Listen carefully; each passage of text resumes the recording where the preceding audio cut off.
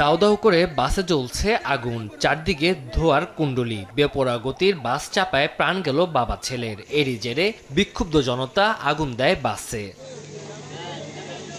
সকালে চট্টগ্রামের ফটিকছড়ির উত্তর পাইদং এলাকায় বেপরোয়া গতির বিআরটিসির বাস প্রথমে সিএনজি অটোরিকশাকে ও পরে মোটরসাইকেলকে ধাক্কা দেয়। এতে ঘটনাস্থলে মোটরসাইকেলে থাকা বাবা ছেলের মৃত্যু হয়। আহত হন সিএনজি অটোরিকশার 4 যাত্রী। পরে সড়ক অবরোধ করে বাসে আগুন দেয় বিক্ষুব্ধ জনতা। আটক করা হয় বাস চালককে।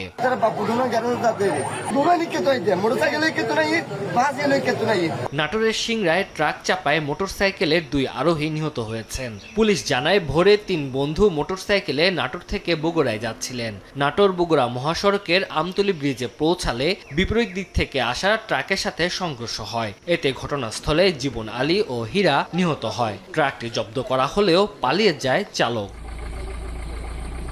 শরীয়তপুর থেকে 3 বন্ধু জিসান, রাব্বি ও আবির মোটরসাইকেলে কুয়াকাটায় যাচ্ছিলেন। এ সময় পথচারীকে বাঁচাতে গিয়ে মোটরসাইকেলের চালক নিয়ন্ত্রণ হারিয়ে সড়কে ছিটকে পড়ে। গুরুতর আহত হন তারা। আহত হন ওই পথচারীও। তাদের উদ্ধার করে হাসপাতালে নিলে জিসানকে মৃত ঘোষণা করে চিকিৎসক।